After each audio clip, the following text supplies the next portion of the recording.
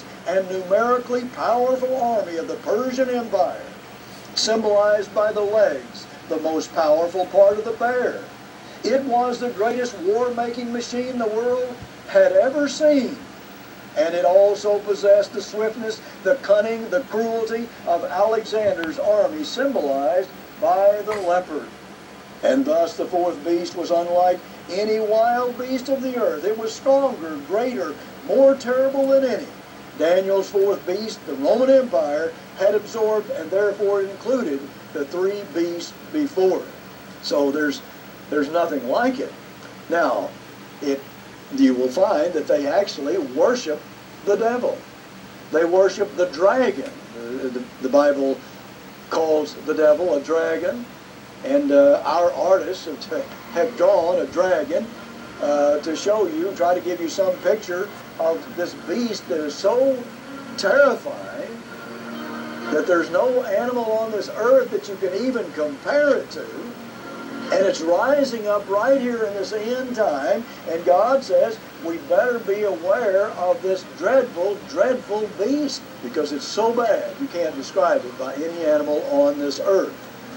It embodies the strength and the power of those first three beasts. In other words, it has all of that military power and physical strength of all three of the first three beasts. How do you even describe it? It's hard to, because you can't use an animal on this earth to liken it to, as you could, the first three. But this fourth beast was wounded unto death.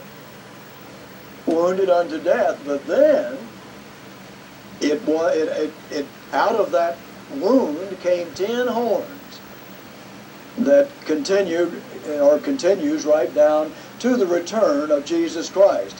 Now the last 7 are ruled over or ridden by a woman, the Bible says, which is a symbol for a church. In other words, a great false church guides that beast power, the last 7 heads, and we've already seen 6 of them, and John described every single one of them. I mean, he prophesied about how they would look and what they would do, and you can find it in your history book or books.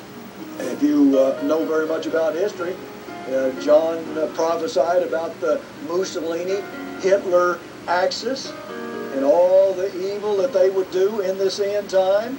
And if he prophesied all of those 6 heads, then you can be sure the 7th one is going to appear also. And it's already very much on the world scene, and anybody ought to be able to see it. Anybody. Daniel prophesied of those last 7 heads of the Roman Empire, as did John. And if he can tell you all about Hitler and Mussolini and all of these terrible things that came, then we know also that if those prophecies came through or came to pass, then so does the 7th one have to come to pass. They all are going to come to pass, and we're going to be able to see it right before our eyes. I mean, it's so dreadful and so terrible, nobody can miss it. And oh, how it is going to radically change the lives of multiple millions of people on this earth. Notice Revelation 13 and verse 17. And that no man might buy or sell, save he that had the mark or the name of the beast, or the number of his name. Here is wisdom. Let him who has understanding count the number of the beast, for it is the number of a man, and his number is 666. Now this is very specific, and it's very frightening, and I again ask the question, why don't you hear more about it? Why? What is the problem? Well, let me again quote from the little booklet on who or what is the prophetic beast. Just a short quote. First of all, the beast has a number and may be identified if we have wisdom by the number. Number 2, the number is 666. Number 3, we are told to count this number. That is, add it up. The same Greek word is used elsewhere, only in Luke 14:28, where it talks about counting the cost. So count the numbers, add them up. Number 4, the number 666 is the number of the beast. The only Bible interpretation of this symbol, beast, is a kingdom or the king who rules it, and therefore really is the kingdom. Daniel 7 tells you all about that.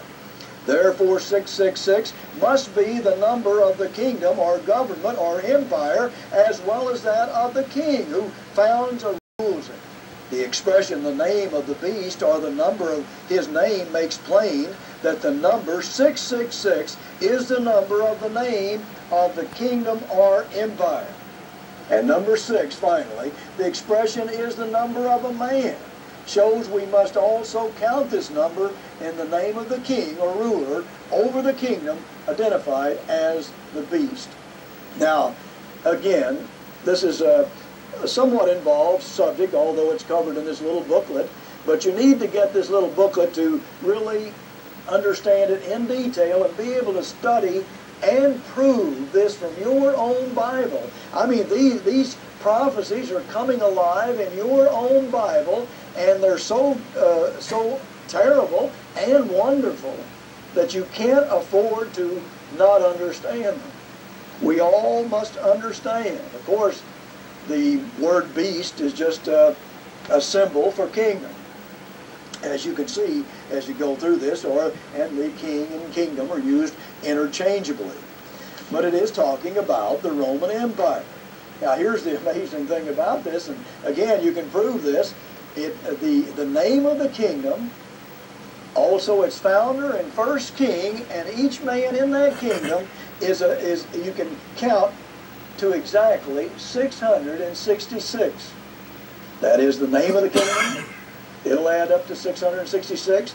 The founder or the first king will add up to 666, and each man in that kingdom, what that man is, each man is called, adds up to 666. Now, look, who understands this today? I don't find understanding. I have to honestly tell you I do not, and people and evangelists don't really discuss it. They almost ignore it. And yet how can we ignore this, and how can God's very elect not understand it if it's all for this very end time that we're living in right now? Today, Satan has labored for years and years throughout man's history to deceive man, and oh, how he has deceived him. And Revelation really does magnify that deceit, but also tells you the wonderful outcome, the good news, at the end of all of this. So it's time to stop ignoring this extremely dangerous